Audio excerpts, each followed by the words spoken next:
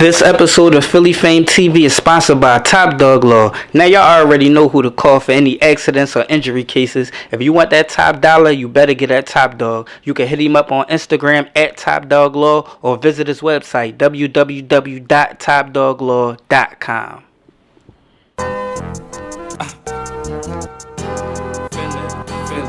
Philly Fame.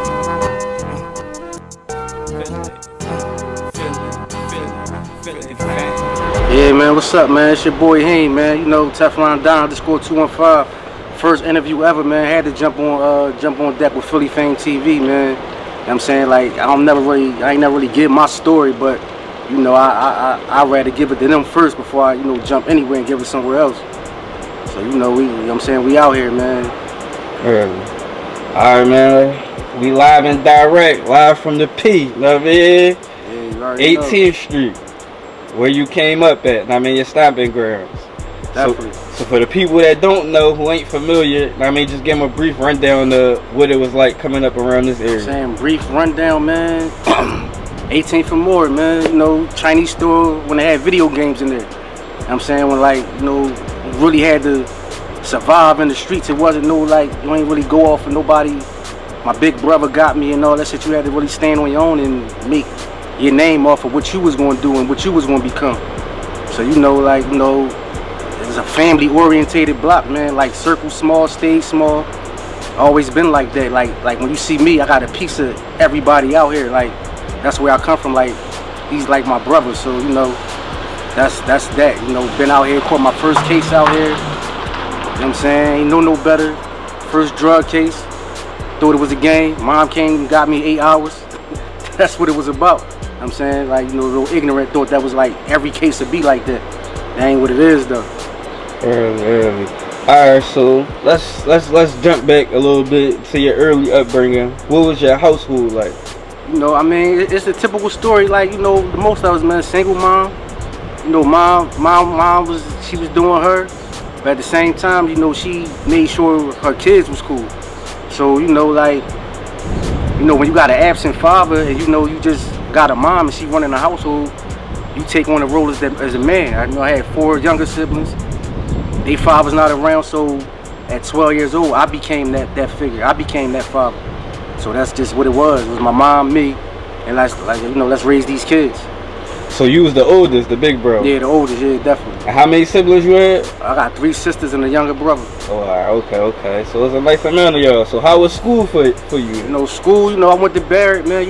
Barrett, if you know Barrett, man, when Barrett was Barrett, that was it was a warrior school, man. You can't go to Barrett and just get past. You might go to lunch, motherfucker might try to punch you in your mouth from the rip, where you from? You gotta really stand on your own, man. So, I went to Barrett. Got kicked out of Barrett, typical shit. Yeah, we fighting every day. Got kicked out of Barrett. Went to E.S. Miller. It was Cato then. It was Cato and they had a bunch of CEPs and shit. But Cato, you ain't really need no grades. They just marked you off being there. So that was down the bottom out West Philly. So I went out there. Was in there on house arrest. Stayed in there. Showed up and came back to the block. So did you end up finishing school? No, see, I never finished school because once I left, once while I was going there, I went to Glen Mills. I caught a gun case while I was going there. I was about 13, caught a gun case. Went straight to Glen Mills, 14 months. You know what I'm saying? Did my 14 months at Glen Mills, came home. They threw me right in Southern, right in the 11th grade, so I'm right in Southern now. Oh, we're going to get to a second, because you had a little situation there. We're going to get to that. But before we get to that, I want you to speak on because you caught a gun case at 13. That's fairly early. And I said this another because I just interviewed a couple people from the P recently, and I said this in both of them interviews. I said it seemed like, and you can speak on this, it seemed like at all the places in Philly, I would think that people in South Philly pick up straps earlier than anywhere else in Philly. Would you agree with that? No, I definitely agree with that because it's that's what come with it. When you young, you really don't know you don't really know what comes with that shit. You just know damn, all right, got some drugs, get a gun. You don't really know the effects of what the gun going to do. If I'm going to shoot somebody but you don't know the outcome of it. You don't know what really comes with that shit. So it's fights turn into I got a gun too, or I'm getting a gun. That's just what it is. That's just how it goes. Guns everywhere. You liable to walk down the street, find a gun. You know what I'm saying? You get into something, the mentality, like how we raised and brought up is, I'm not playing with nobody. Like, I'm not playing with nobody. I'm gonna get you before you get me. I'm not fighting nobody, because now at that point you looking at, I'm not doing no fighting, because that was like the thing to say. I ain't doing no fighting. All right, so what you doing then? You know what I'm doing? I'm strapped. I'm strapped too. So that's how that shit come about. All right. So how you end up, or what made you ultimately choose that path at such a young age? You know, at a young age, you know, when you dealing, I mean, like I said, when you the man, like your household, it's like you're not gonna see your family, you know, like starve or suffer any type of way. So at 12 and 13, it ain't like, oh, let's go get a job. I got 3 jobs. No, how I'm gonna get some money? Oh man, I seen him bust a track. Oh shit, what he sell? How can I get that? Now I'm gonna go get that. Now I'm gonna do the same thing. So it's like when it come to that, you take that path, and it don't be like you intentionally take that path. It ain't like you wake up at 12, 13, like, yo, I'm out here, I'm in the streets. It's just things that, you know, you decide at that point, like, I don't want to see my family go through this, or see my loved ones go through that. So I'm gonna take on that responsibility. So I'm gonna take the sacrifices, take the chances, and do all that, and make sure my family ain't gotta go through it. Got you. All right, so we on 18th Street, like we was talking off camera, you know. Beans, legendary rapper from the P, you know, he come up a couple blocks away from here. Yeah, and you actually told me an interesting little story about how you know, actually know him and all that. So care to share that, you know, with the people, give them a little bit of that story about how you actually know him, your connection with him, you know. You know, like everybody, you know, everybody from Philly always been in the mix, you know, like back then, you know, when he was in the mix, you know, I bought some doubles from him. Back then, you know, you had to work your way up. You don't just go out, grab a quarter, grab an 8-ball. Ain't nobody just putting a bunch of work in your hand. You take your $40, I got $40, let me get $80 worth of work. Back then they had some shit that had all the smokers coming to you. So you know that's how that was. So you know, it's like everybody, you know, be around. You know, that's right up the street. It's right close proximity. So it's like that's what that was about. Got you. And also, you know, Meek played the P real heavy. You know what I mean, he rep the P real heavy, even though he from North. I mean, and he be not too far from here as well, you know. So I know the P small, so I'm sure, I mean, y'all maybe cross paths or something like that at some point in time. So go ahead. No, yeah, definitely. Shout out to Meek. You know, he one of the ones that made it. You see what I'm saying? Like he made it. Can't really say nothing bad about it. You know, like I said, you know, when he was on, you know, Mercy Street, 20th and Snyder. You know, like I said, everybody always been in the mix since forever. So I remember Meek had like his mixtapes out there. I'm saying, yo, let me get a couple. You know, like it wasn't never, you know, no bad blood or nothing. What's going on? It's just like everything was like always mutual cordial. You know, like we all from the same area. We see each other. You know, his folks know my folks. They be, you know. So it's just like, man, what's going on? And you know, that's all. Right. All right. So now you said you went to Glen Mills at 13. Did what? 13, 14 months, something like that. Yeah. Come back home. Now they put you in Southern High School. Yeah, definitely. Yeah. South Philly High, yeah. South Philly High. And at some point in time, you catch a situation where you end up getting a shooting. Like, give him that. Yeah, so I was going to Southern. I probably was going there for a good, you know, like 9-10 months. You know, I thought, you know, like when you go to Southern, like if you look at it back then, a lot of the motherfuckers that was going to Southern was niggas that's really like heavy right now. Like you had all the dice shooters. You had all the motherfuckers whose phones really was snapping. You know, motherfuckers that leave school, go bust a trap, come back, it's dice games all day. So, you know, like, one of my situations there, well, like my last situation there, you know, I had a situation with somebody, motherfucker you couldn't really never catch. So, you know, like, you know, we wound up, you know, getting into something. It was a little shootout outside of that joint. You know, I got locked up for it, you know what I'm saying, attempted murder. Set 18 months, beat the case. You know, ain't nobody show up to trial. You know, they came to the preliminary, but ain't nobody show up to trial, so I beat that joint. So you said 18 months for that before you did? Yeah, they certified me as an adult. Was on a juvenile block, House of Corrections over there. Shout out to all the niggas that was over there with me when we was over there. That was another little warrior school. I mean, like, geographical as shit. Like, you know what I'm saying? North stuck with North, South, you know, it was just like that. That's what it was. Right. But, like, a lot of, like, good niggas that was over that joint. But, yeah, like, turn 18. So when you turn 18, you're an adult now. So all that shit out the window. They sent me to pick. So I went over to Pitt and finished out the rest of that joint, going back and forth to court from Pitt. Alright.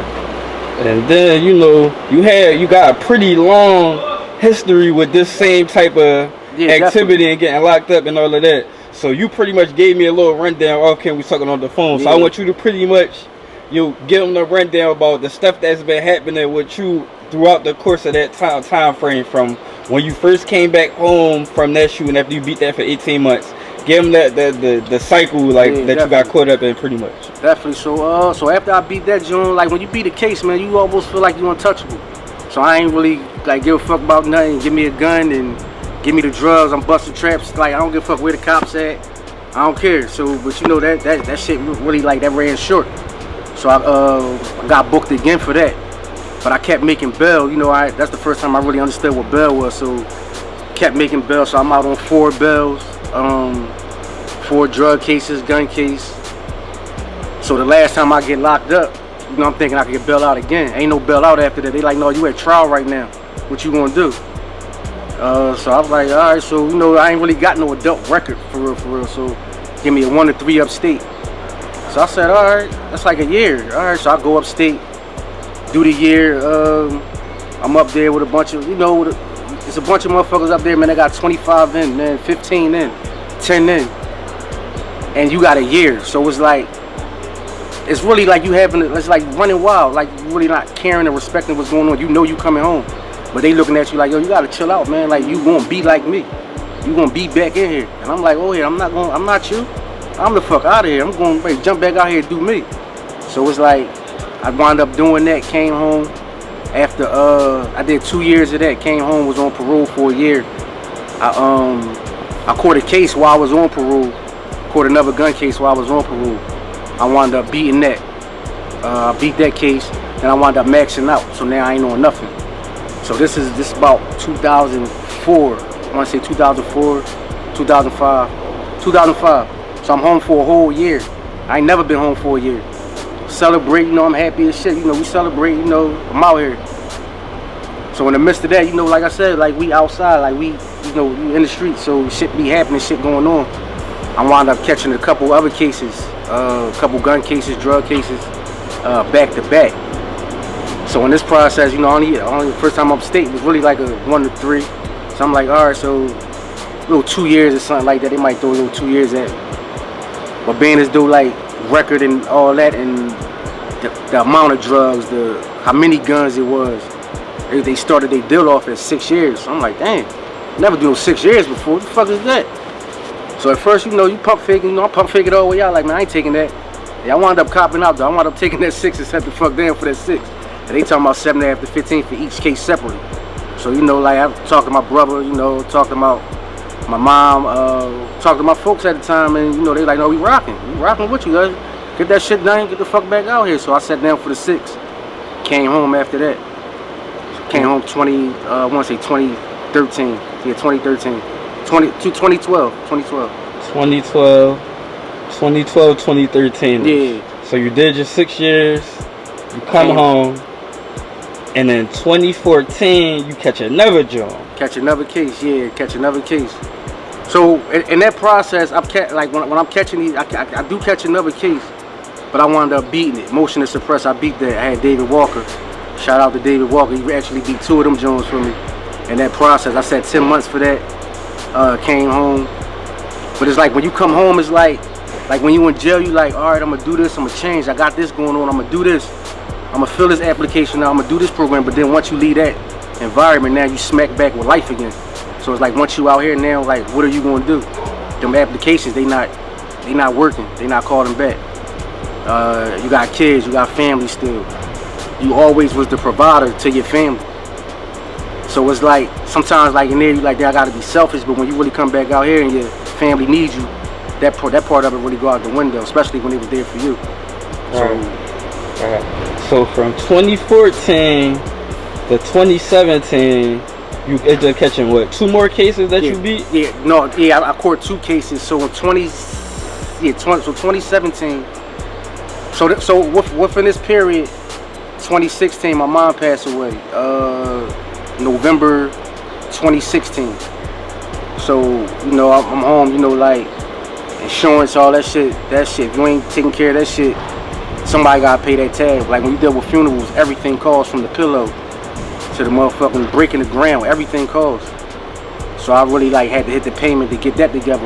You know, I wasn't gonna do nothing else but to make sure she had what she was supposed to have. So 2016, and then like during that time, talking to like you know, some of my closest friends, like, and it's crazy because like their response was like, damn, at least you was home for that. That's how much, you know, like being in and out of jail, like you was home to be able to see your mom go. Like, you know, you don't really grasp that until you really like understand that shit. Like, damn, I could have been in there, had to deal with that shit, but you know, so I was able to do that. So she passed away 2016, 2017 April, I get booked again. So during this process, I had wrote the book, dropped the book. Book release party, all that. But we gonna get to the book. We gonna get to that. So I want to ask you, how long? All the in and outs, all the gun cases, all the drug cases, all that stuff. How many years was you locked up from when you first got locked up in high school to even more all the way up to now? Like how many years of your life? I say I at least gave the system at least 15 strong. At least 15. 15 years strong. At least 15. And the longest stretch was the 6. Longest was the 6. Right. Damn, that's crazy, bro. Like, it is. I mean, it is. Motherfuckers don't really understand that shit. They don't understand what you go through in there. That's why, like, when you come home, like, your mentality always gonna be different than a motherfucker that never been there.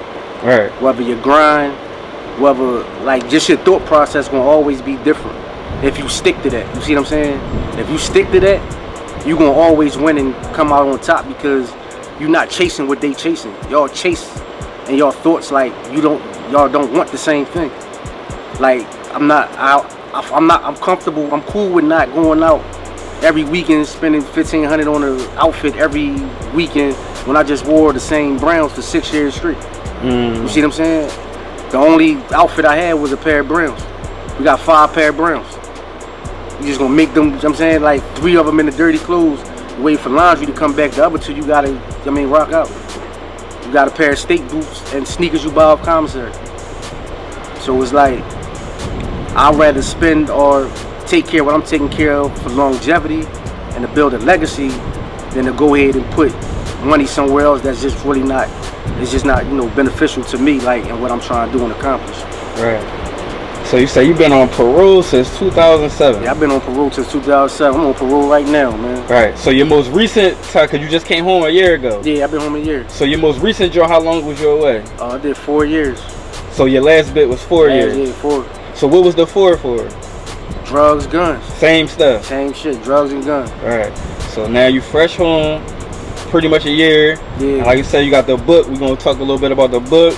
I mean, you got the podcast. You got TV series / web series you're working on and all that. Yeah, but before we get into that, I just want you to share, you know, I guess a message to a young Heem that's 10, 11, 12 years old, 13-year-old that's thinking about picking up the strap, thinking about stepping in the streets, getting some work and all that. Like, what would you tell them after all the experience you had, 15 years in prison, all that stuff? What would you say to them?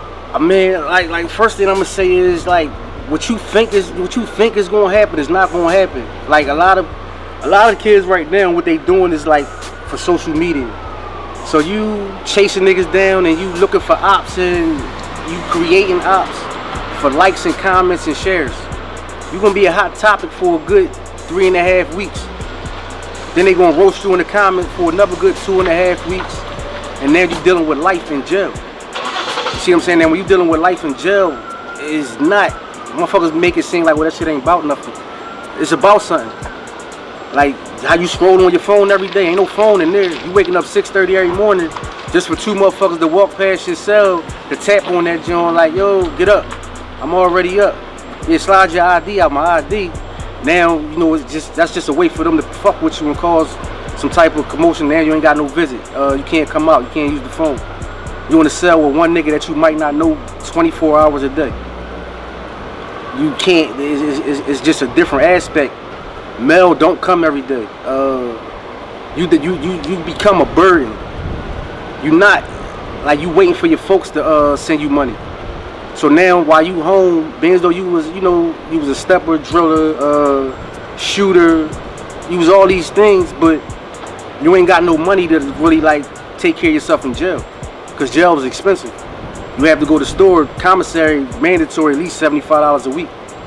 So what you gonna call your mom for that? Your mom. That's a bar. Jail is expensive. Your mom right now is you know, she got the access card. She taking care of the kids. Gonna be taking care of your child if you got any.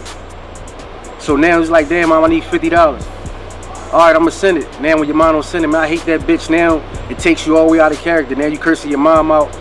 You calling your girl. You know your girl ain't never really had nothing. You was looking out for her. She sent you $25 now, bitch. That's all I get. Like it becomes, you become the person. Like when you call now, motherfuckers like, shh, they shaking their head. You don't never want to be that person. Don't put that burden on your family. Especially if you gotta understand, like, you might be on the phone talking to your son on his birthday. Two niggas in back of you start fighting, you gotta hang the fuck up. You don't hang up, they gonna tip on you too, the COs. Not even the niggas, the COs spray you, now you in the hole, you don't talk to nobody. So it's like, it's a whole different lifestyle. So it's a lifestyle that you gotta get adapted to, especially if you not, motherfuckers is young out here, you never been through it. And motherfuckers come home, they don't tell you about it. They don't go get that nigga. Man, you gonna let that nigga do that? But they don't really never tell you the outcome, how you sitting in them, how you going back and forth to court. And especially in the county, you wake up 4:30 in the morning just to be in court by 9 o'clock. So you sitting there tired as shit with your the clothes when you got locked up in, because your mom ain't bring your change your clothes up. So now you sitting up there with the motherfucking kill all ops t-shirt on in courtroom in front of a bunch of white motherfuckers that's waiting to roof it. So now you in there looking crazy. So it's like it's just something to look at. I'm not, like I said, I can't be the one to preach. Like I said, I just told you I'm on parole right now. Like I fucked up, made mistakes, but I'm just saying, when you involved in the lifestyle that you choosing, because it's definitely a choice. When you make these decisions, just understand everything that come with it. Just understand like the other side of it. Know the other side of it. Know that once you be in courtroom, when they go on break, after your case is over, your lawyer and the motherfucking DA shake hands and say, damn, good fight, man. I see you next time. They just gave you 30 years, though.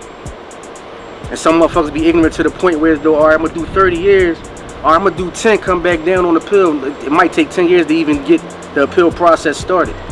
And then the lawyer wants something for every step of that way. So now you got your mom out here doing all the fresh fries, your girl out here selling the stamps, and then you still want money in there. And don't be the nigga that go there catch a habit. You got niggas in there chasing K2. The niggas that you look up to and think they somebody, them niggas in there got bad drug habits right now. So it's like, just understand that aspect. When your man call, man, cash app such and such $35 for me. He trying to get his piece of he's trying to get high, man. Like, so your man that you know what I'm saying, just understand, like, motherfuckers in there, it ain't what they, trying to sell it to be. That shit different, man, and it's not what you want. So, Nah, that's real. All right, so now let's get to the book, because you started it at what level while you was locked up? At what point in time where you was booked did you actually start? Actually, I wrote the book when I was over Pitt, when I was like 18. And so you started it when you was a young boy? I started when I was a young boy. So I start writing. And so while I'm writing, niggas will be going to trial, come back from court like, damn, you wrote something else? I'll be like, yeah, slide it to them. They be like, damn, no, I fuck with this joint, So it really started like that, but I ain't do nothing with it, because like I said, I beat that case, came home. Wasn't doing no writing in the street. It took me to really sit down to actually write it. And when I went upstate, I actually wrote it, bought a typewriter. Like I said, my brother over there called him like, damn, bro, I need some money for a typewriter. Like, a typewriter? What the fuck you doing with that? What you doing, legal work? I'm like, no, man, I'm ready to start typing this book up. So I type it. Like you do all the shit that you hear about, damn, so I'm all right, I'm gonna write the book, sell the book to one of the big book people, and get a check while I'm locked up. There was a lot of rejections with that joint. So I said, fuck it, I'm gonna do it myself. So I came home, like I said, printed it out myself, and start pushing from there. So, like, that was like the first thing I did. Had the, the book release party for it. So what year was this when you actually completed it and put it out? I put this out in 2016 to 2017. Okay. So all that was going on from 2016 to 2017 until I got locked up. All right. So you still was like basically like 1 foot in, kind of, sort of. Yeah, definitely. While you were still working on the book and all that. You gotta work on your way out. You see what I'm saying? Nobody just like the exit is hard. So it's like, but you also gotta like understand those decisions that you're making and have a plan with what you're doing. You can't just be out here, yo, I'm out here, man, and like that's just life. It don't work like that. Like you hustling 365 days, the cops only need 1 day to take you off the streets away from your folks. They need 1 day. Alright, that's real. Catch you slow. You just gotta be sloppy. Yeah, one day. You gotta be on point 365 days. So it's like it always was like a plan or a vision. So during that process, like I said, I had wrote it, Lies, Loyalty, and Betrayal. And like I said, I wrote that joint, printed it out myself, and the first thing I did was send it to the jails. Like that was my whole goal with the books, to always send it to the jails. And I wrote a script for it, and I was gonna do the movie for the book out here. So it was like, all right, so do the book, you know what I'm saying, do the movie for it, and then like, let's see where it go. Alright, so now moving forward, fast forward a little bit today, I mean, you've been working on the podcast joint, I seen that. Definitely, shout out to Round Table Podcast. And actually, y'all had one clip on there of a girl, your girl co-host. Yeah, Daisy, man. And I had threw it on the page. That shit went super crazy on that. Yeah. They snapped on. Yeah, that was a good little joint. What's the name of the podcast? The Round Table Hoodcast, man. Definitely shout out to Round Table. All my co-hosts, Wally, Slim Goody Lim, and Deja, man, for sure. Yeah, definitely. Early. And then you got the TV series, Jones. Is it gonna be a TV series, a web series, or both? It's definitely like a TV series. So I'm gonna start it on YouTube though. So it's better. So it's gonna start up as a web series and then transform to a TV joint. Called The City. Basically, like I wrote this joint when I was locked up, and my vision for this was to make sure I do this joint like the right way. I wanted it like, I didn't want to call it The City and shoot it like on the outskirts of here and on the outskirts of there. If I wrote a scene on a North Philly block, like I want to be on the North Philly block. If I wrote a scene in the deli in the P, I'm in the P in the deli. So it's like it's a scripted joint, real life joint. When I sit down and did it, I was like, it got to the point like you know you locked up or you got a TV, so you watching TV, and I was just like, it got to the point I'm watching shit. I seen the motherfucker jump off the roof, kill 3 people, roll in the sewer, get out, getaway car waiting. His girl, you know what I'm saying, in the trunk, let off some shots, hit 2 cops. Said, no, that shit not realistic. So therefore, like, give them something realistic. If you gonna do it, make it realistic. So every scene in this joint is realistic, man. Like everything, you will look at this joint and you'll be like, damn. You will look at your man like, man, that's us. Or, man, that's shiesty ass black right there. Like, it'll make you look at everybody you know, because the character is everybody that's out here in the city, man. So that's why I called it The City.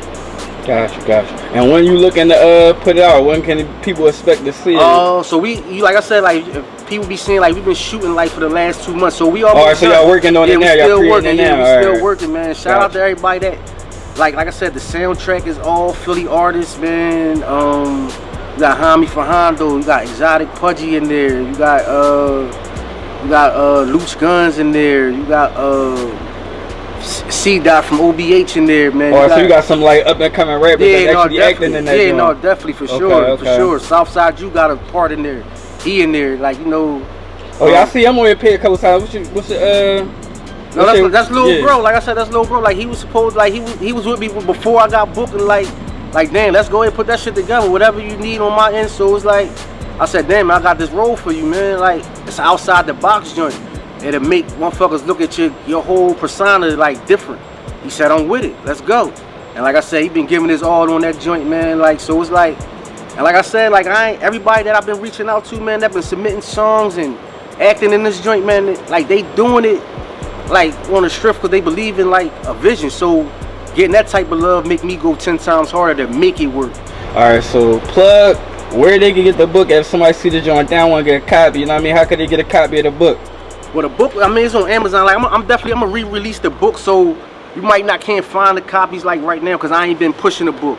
Right, but you said like 2017. Yeah, it's 2017. But I'm definitely gonna bring the book back out, man. I'm definitely gonna do that because a lot of people been asking. I'm definitely gonna bring the book back out. What about the plug the podcast? The podcast, you definitely follow at the round table at the round table _ hoodcast. You know, we on there. The _ round table _ hoodcast. My fault. Yeah, we on it. You can follow us on there. You can just follow me at Teflon Down _ 215, and you know all them pages connected to me. They link to me.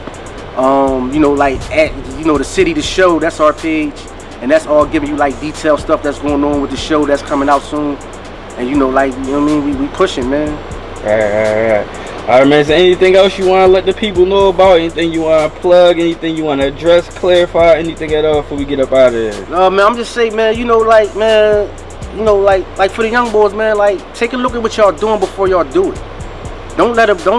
Don't understand like what you really about to do and the outcome of what you about to do. Like I'm saying, if you don't give a fuck about your family, your folks and all that, then, you know, keep pushing, like, do you. But if you give a fuck about your kids, your mom and all them, like, understand that you will become like a liability, like a burden on them. Just understand what's going on with that, man. Like I said, man, follow, you know, the city coming soon, you know, tap into the round table, man. We on there, you know, just follow the journey, man. Like I said, everybody that's a part of it, I appreciate y'all, man. You know, like I said, I'm gonna get like my 100% like times 10, man, and make this shit epic for y'all, man. Alright, man. On that note, we signing out till next time, man. Heem, Teflon Don 215, live from the P. I mean, check him out. Check out the TV series coming soon and all that. And follow him and stay updated. You know what I mean? Until next time, we out of here. Philly F.A.M.E. TV. You already know.